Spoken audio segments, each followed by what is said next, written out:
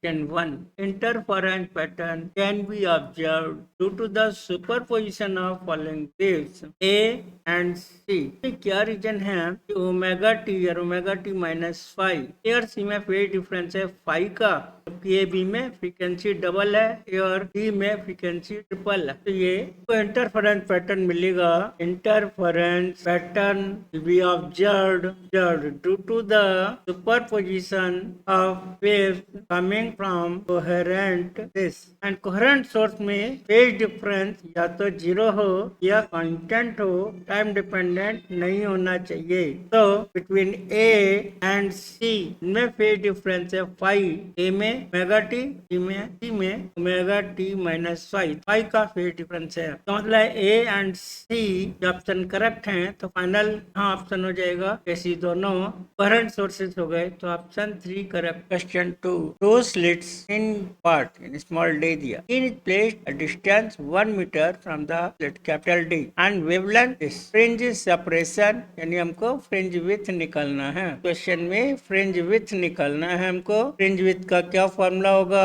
Question 2, two slits in Young double slit आर 1.5 millimeter apart, small d, skin is placed at a distance 1 meter from the slits, capital D 1 meter. If the wavelength of the light Q is lambda 600 in 10 to the minus 9 meter, then fringe width निकालना है, fringe separation और fringe width। fringe width का formula होगा fringe width beta equal to d by d lambda, fringe width हो जाएगा d 1 metre है, small d 1.5 10 to the minus 3, 600 into 10 to the minus 9, ये तो 4 हो जाएगा, ये 10 to the minus 4, ये 4 हो जाएगा 6 upon 1.5, 4 into 10 to the minus 4 metre, ये फ्रिंज विड्थ हो गई। ऑप्शन है 4 correct. 2, two slits in Young double slit format are 1.5 millimeter apart and skin is placed at distance of 1 meter, LD. The wavelength used here 600 into 10 to the minus 9 meter, and the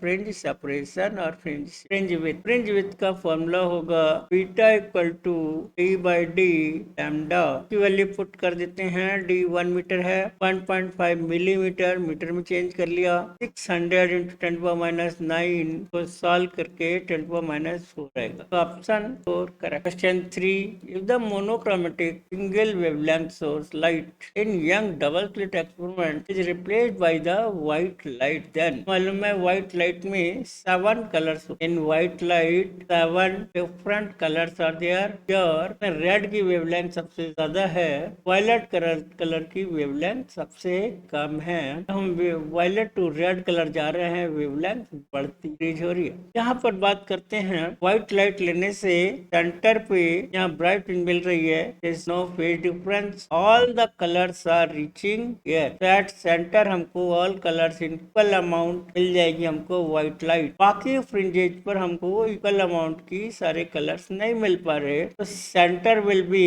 white, other will be colourful fringes, both sides colourful fringes, क्योंकि सारे colours equal amount में नहीं पहुंच रहे हैं, these are colourful fringes. तो option here 3 correct. Question 3, for young double slit experiment two statements given below. Statement 1, if the screen moved away from the slits angular separation of the fringes remains constant. यहाँ statement 1 की बात करते हैं। Statement 1, अगर यहाँ पर हमने screen को ये इधर रखते हैं, फ्रिंजेज का जो एंगल आ रहा है वो सपोज ये यार दूर कर देंगे, फ्रिंज विड्थ इंक्रीज हो जाएगी जगह ये, बट एंगल में कोई चेंज नहीं आएगा। Angular separation of the fringes remains constant. अगर हम डी को इंक्रीज करते हैं तो डबल करते हैं, ट्रिपल करते हैं, ये बीटा इंक्रीज हो जाएगा। डी को इंक्रीज करने से बीटा फ्रिंज विड्थ बढ़ जाएगी, लेकिन angular width of the fringes ये चेंज नहीं होंगे, एंगल चेंज नहीं हो रहा। तो statement 1 is correct. Second statement 2, statement if the monochromatic source is replaced by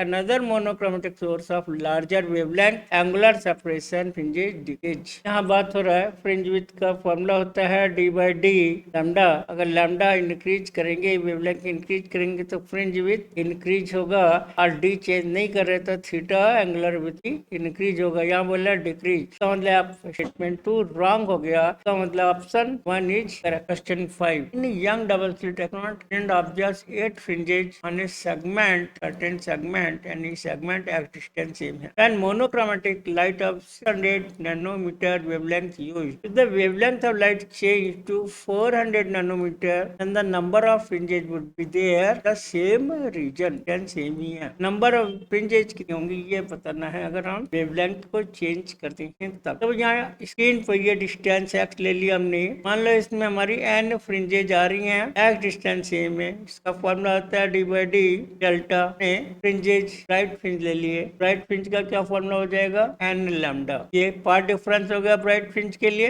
x same है नट, यहाँ इक्वेशन 1 हो गई, एक्स हमने वेवलेंथ अब हमने चेंज कर दी, यहाँ पर एन डैश हो जाएगा। क्वेश्चन 1 2 से सेगमेंट एक्स सेम है तो हम इनको इक्वल कर देंगे फ्रॉम क्वेश्चन 1 एंड 2। क्वेश्चन 1 2 से दोनों को एक्स सेम किया तो राइट हैंड साइड भी सेम हो जाएगा एन डैश लैम्डा डैश, ये डी बाई डी कैंसिल हो गया तो हमें एन डैश निकालना है, N lambda upon lambda, N दे रखी है 8 फ्रिंजेज, लैम्डा पहले है 600 नैनोमीटर, हमने कर दिया इसको 400 नैनो, ये चेंज कैंसिल हो गया, 2 कैंसिल हो गया, 4 2 जा 6 2 जा 12, यानी अब हमें नंबर ऑफ फ्रिंजेस 12 मिलेंगी।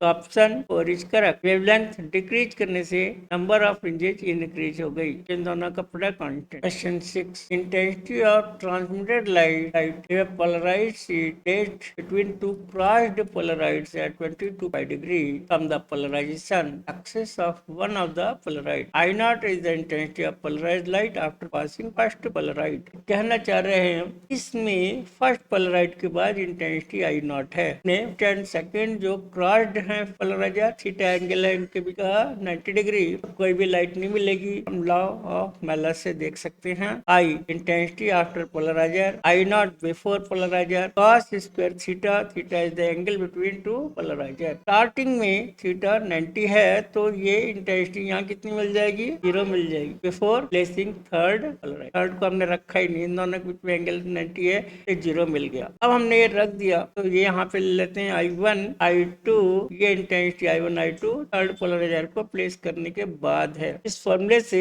I1 हो जाएगा I not cos square theta, theta की जगह 22.5 डिग्री, अब यहाँ पे लेंगे I1 हो गया, यहाँ लिखेंगे I1 कॉस स्क्वायर, अब 90 माइनस 22 पाई यानी 67.5 डिग्री। फिलहाल हम इसको थीटा लिख सकते हैं और इसको यहाँ पर I1 को कॉस, I1 को cos, I1 I not cos square theta, ये वाला हो जाएगा कॉस स्क्वायर 90 माइनस थीटा, ये I2 है कॉस स्क्वायर थीटा 90 माइनस हो जाएगा साइन स्क्वायर थीटा, 4 से मल्टीप्लाई किया 4 sine square theta cos square theta, sine 2 theta हो जाएगा ये उसका स्क्वायर, 2 साइन थीटा का होल स्क्वायर यानी साइन 2 थीटा का होल स्क्वायर, यानी ये हो जाएगा sine square theta I naught by, अब हम थीटा की वैल्यू पुट कर सकते हैं यहाँ 22 पाई, तब I2 हो जाएगा आई नॉट बाई 4, I2 हो जाएगा I naught by 4 sine square 2 into 22.5 यानी साइन 45, साइन 45 की वैल्यू होती है 1/2, इसका स्क्वायर तो 1/2 हो जाएगा, यानी आई नॉट बाई 4 1/√2 का स्क्वायर 1/2,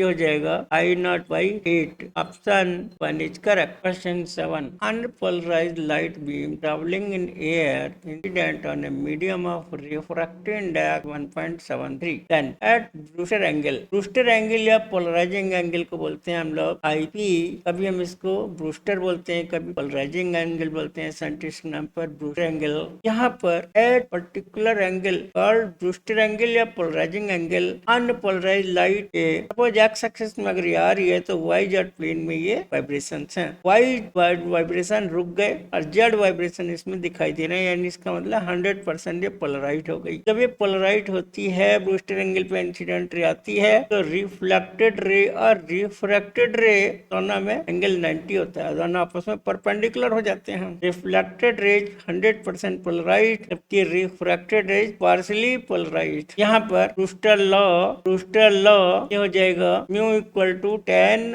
IP, अगर ये 1.732 है तो ये एंगल √3 लिख सकते हैं, √3 का मतलब होता होता है tan 60 डिग्री, तो IP हो जाएगा 60 डिग्री, यानी IP 60 है तो ये भी 60 हो गया 90। तो ये दोनों मिलके कितने थे 90, तो ये और ये मिलके 90 है, तो R हो जाएगा यानी IP प्लस R 90, तो R is equal to 90 minus IP मतलब 60, तो R हो जाएगा 30 degree. Reflected light is completely polarised and angle of reflection is close to 60 degree, 1.32 दिया है, 1.732 1.73 तो क्लोज टू 60, तो R is also here refracted angle है, ये पोलराइजिंग एंगल के इक्वल होगा angle of reflection, reflection angle भी ये T हो जाएगा। सन 3 इज करेक्ट, और ये एंगल ऑफ रिफ्रैक्शन 30 होगा, ये 60। Question 8, a beam of unpolarized light of intensity I naught is passed through a polarizer A, then through another polarizer B oriented at 60 degree and another polarizer C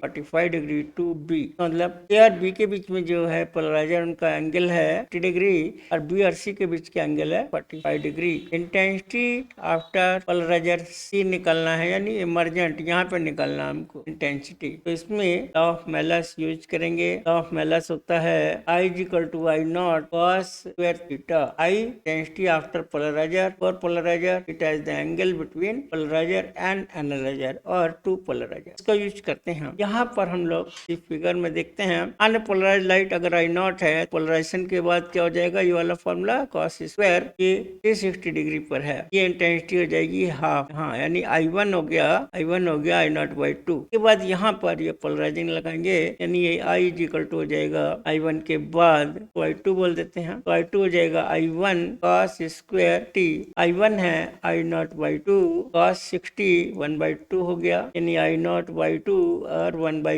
4 यानी I naught by 8 हो। अब यहाँ लेंगे intensity I3, फिर से वही law of Malus use करेंगे, अब इसे I2 हो जाएगा यहाँ cos स्क्वायर 45, I2 यहाँ पर है, सॉल्व करने के बाद I naught by 8 45 1 by root 2 इसका स्क्वायर कर देंगे, ये हो जाएगा 1 by 2, I3 आ जाएगा I naught by 10। ये इमरजेंट लाइट पोलराइजेशन के बाद C के बाद की इंटेंसिटी है I naught by 16, तो option 1 correct. Question 9, unpolarised light incident light वाली लाइक ग्लास सरफेस है ब्रूस्टर एंगल पोलराइजिंग एंगल में क्या होगा, अगर ये IP है polarising angle Brewster angle, reflected ray is 100% polarised and reflected is partially polarised, दोनों के बीच का एंगल होगा 90 डिग्री, ऑप्शन हो जाएगा यहाँ 4 करेक्ट।